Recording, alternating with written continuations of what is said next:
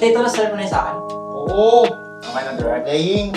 So, there is this literature in the American period that was written by Marquez. Benitez, Marquez. Benitez, and it is called the Red Star.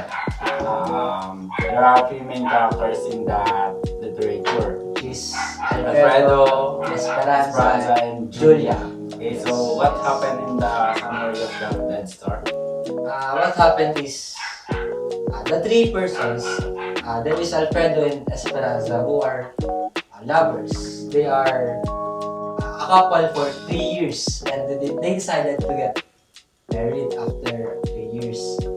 But after that, Alfredo went to Judge Delbal's house and he met Julia.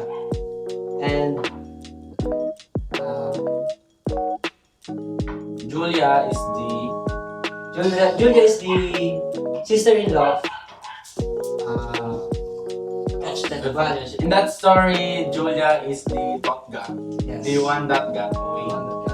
So what happened is that Alfredo fell in love At first sight with Julia. So, While he was getting engaged with Esperanza, when they were getting married. So he fell in love to Two person. Both Esperanza and Julia. Yes. And then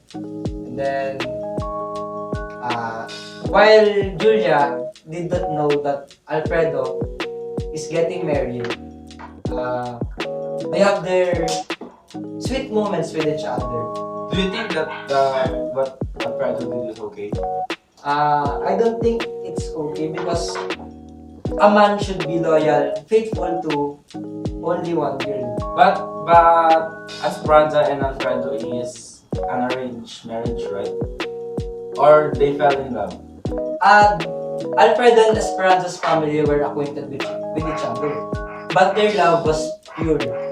They did not get arranged marriage.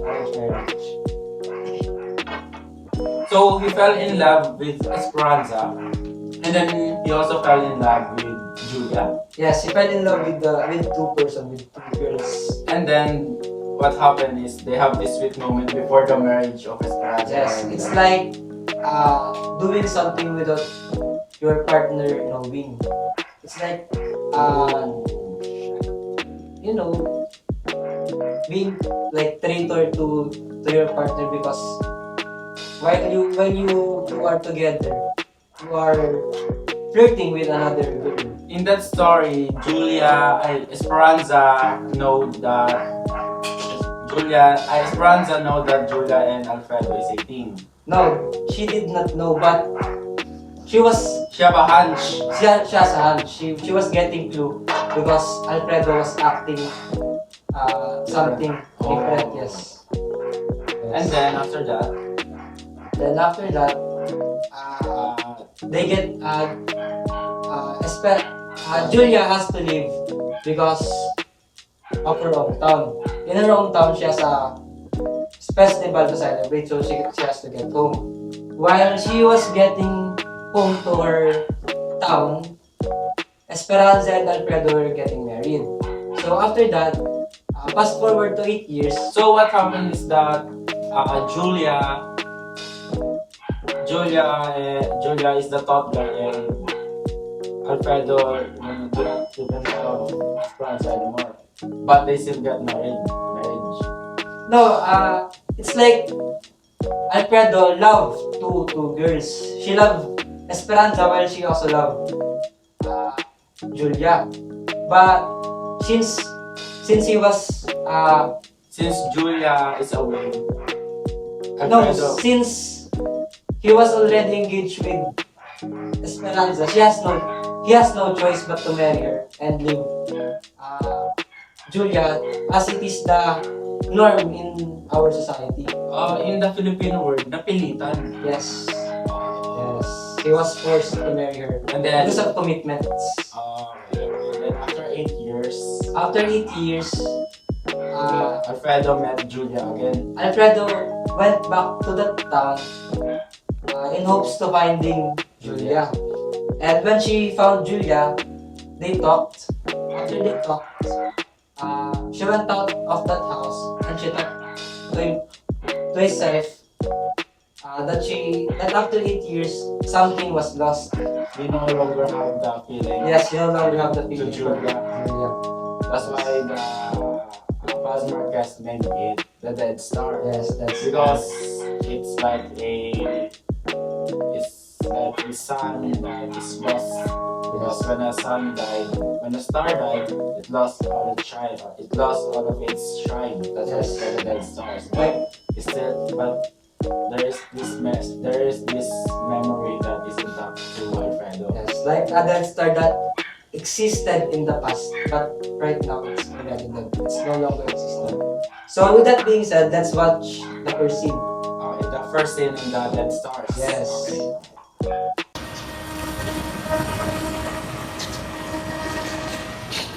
Alfredo, ilang taon na tayo nagsasama at ang ating pagmamahal at pagkakala ng sincero. Hindi ba panahon na para isali ang banda at magpakasal? Tama ka, Esperanza. Oo, magpapakasal tayo. Isa pa, minamahal kitang tunay. So in that scene, Alfredo and Esperanza is a team. Yes, they were having their own sweet moments with each other. Alfredo do not even know Julia yet in that yes. scene. So he's in love with Alfredo. Alfredo is in love with Esperanza. Yes.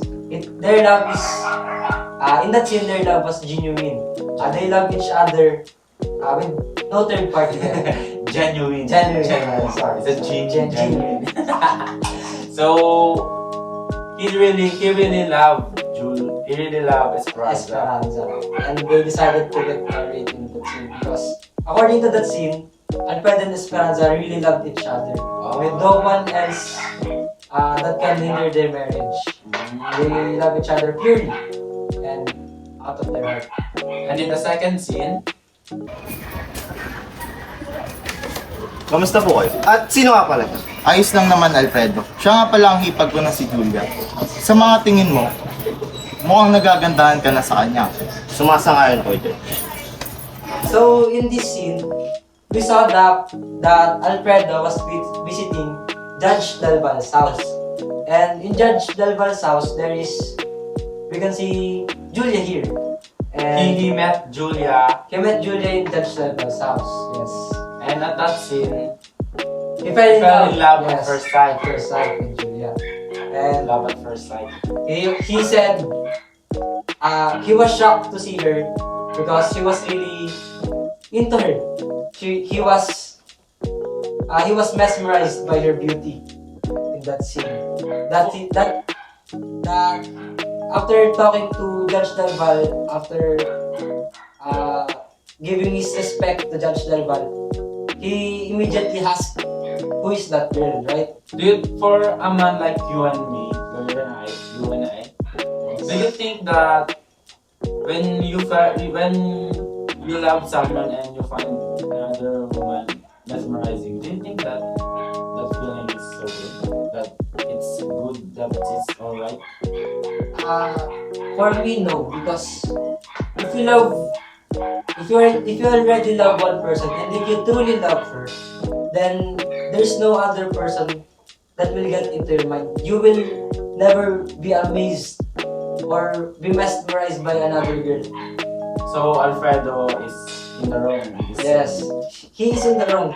At first place, he is really in the wrong because he is already engaged with Esperanza, but still, He finds another Yes. woman mesmerizing. yes. And in the third scene,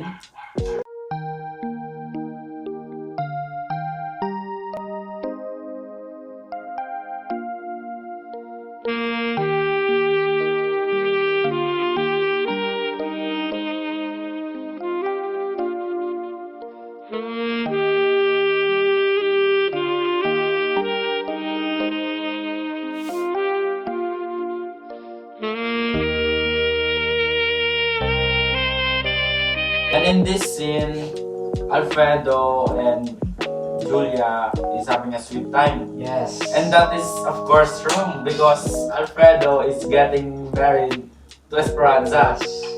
So Esperanza is like a It's like someone who's not even. Yes, Esperanza doesn't know that they were having their sweet little moment. So Alfredo is really in the wrong. Yes, Because Alfredo is supposed to get married, but still having in the slang word of a Filipino, bebe time Yes, to with another with other woman, the totga. Yes, The the one that got away. what the fuck? But The fuck? we don't say that What? here. And what happened in the fourth scene? Is Oo nga pala, Alfredo. Sa tingin ko, ito na ako pinuling pag-isip. Ha? Saan ka pupunta? Ano nangyari? Kami pala ng aking pamilya ay babalik sa bago dahil sa isang okasyon. Ganun ba? Julia, may nais akong sabihin. Ano yun, Alfredo? Sa tingin ko, may namuha ng pag-ibig. Ang iyong mukha ay kasing ganda ng balaklak at ang iyong ugali ay naayon sa aking kagustuhan. Julia, halika na. And in that scene, Julia is taking her farewell to Alfredo. yes, because Julia is getting back to her hometown because of family matters and she has something to attend to. Alfredo, what did Alfredo felt in that moment? Alfredo in that moment, I think for me, for a moment he felt confused, sad because he also loved Julia. And in that moment, he loved Julia, but Julia was going back to her hometown. If it were you, for sure you would also get sad. But someone you know is going far away. But the thing is, he is sad because he loved her. Yes. Not because he is leaving, because he loved her. He loved two women and the other woman is leaving, and because the other woman is leaving, he's sad. Yes, he's leaving because Julia is leaving. But why would he feel sad because of love if he's already getting married? Because he also has feelings for Julia. That's why. And in the other scene,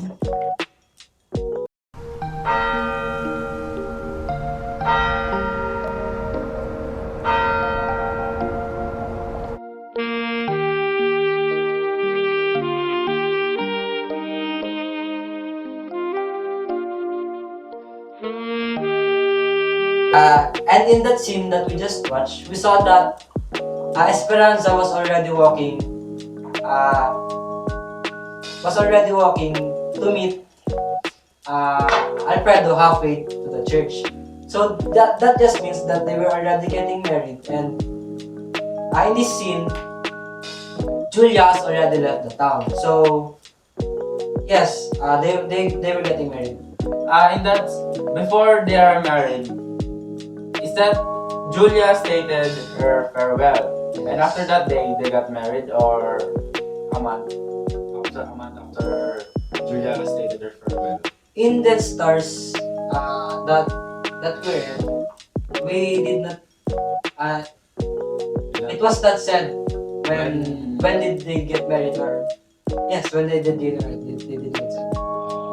So after that, in that scene when they're getting married, did they already have the talk about the handshake and Esperanza?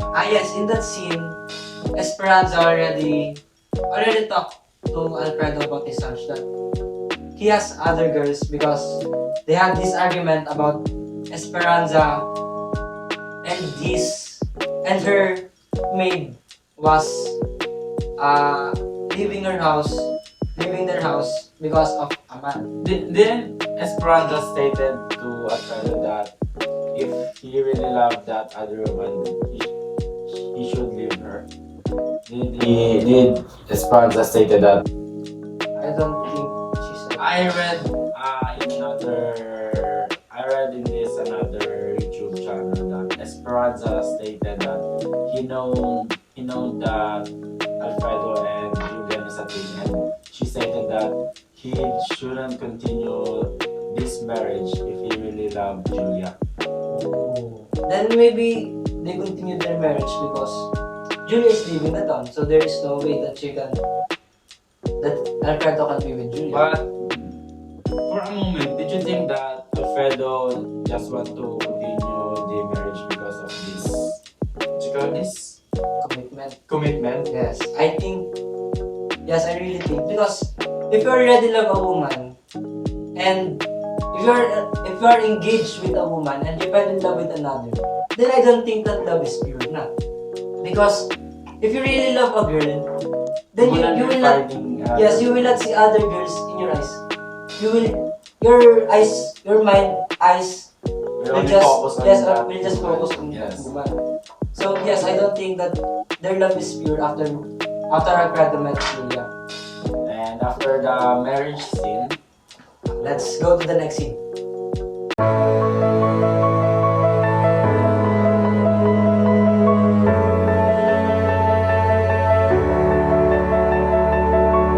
and after their marriage, 8 years after, Yes, is that after 8 years after their marriage, Alfredo decided to find Julia, the top guy, the one that got away. He decided to find them in their town. Yes, Alfredo and Esperanza, after getting married, left the town that they were in. And after 8 years, Alfredo returned to that town with the excuse of business. But his thoughts were to find Julia in the town, to talk to her, to clear his feelings for her. And after a lot of time, Alfredo found Julia, the dot guy. Yes. And They talked. and when he saw her, he didn't have the feeling he had 8 years ago, Yes. before the marriage. So that means it is really a dead star. Yes. He stated that his feelings is like a dead star, that it shines bright, but it is dead, but it shines bright before, but now it is already dead. but he still have the memory that they have 8 years ago, right? So for you, what do you think? What do you think Alfredo is? The feelings of Alfredo is okay? Is it good? Is it okay? Is it just fine for us men to have feeling for other girls if you already have you're the one to men? How do you say that? Is it okay for a man like us to fall in love to another woman?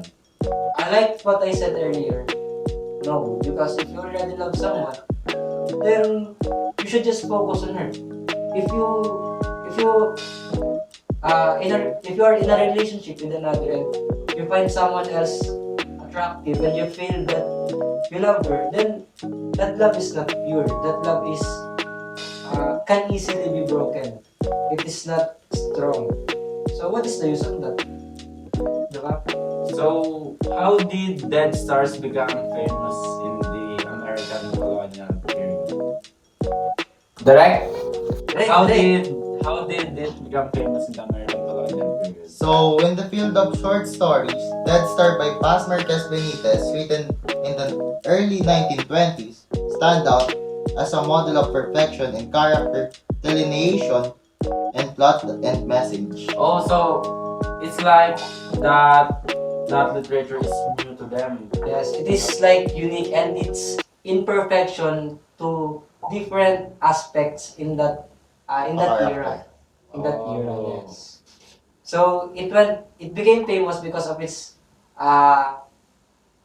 aspects that is new, that is good, and everything. It's good. So that's the Dead Stars. That's the Dead Stars for you Paz guys. Marquez. So Paz Marquez I am Benitez. Josele Mendoza, And I am Nathaniel Renegado. and see you never. And this is LitteraChar. LitteraChar.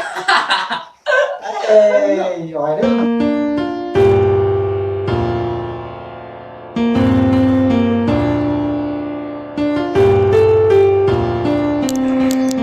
Ano kaya magiging buhay natin ngayon kung ikaw ang aking pinili noong nakaraang 8 taon?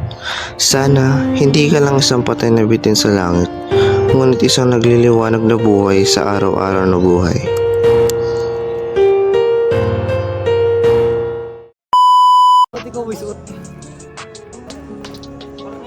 Oh. What's up? Oh, what's up?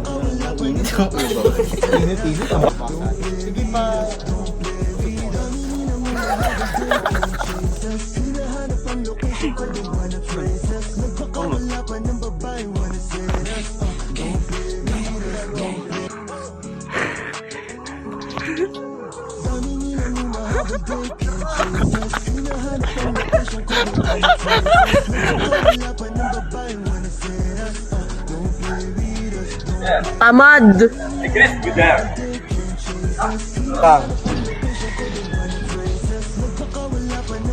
Hey, Dead Stars! Hey! Bye-bye! Adi, kita. Dead Stars! Miko, asan ka, Miko? Miko, miss ko. Uy, yung dilim. Lumulutang na polo. May lumulutang.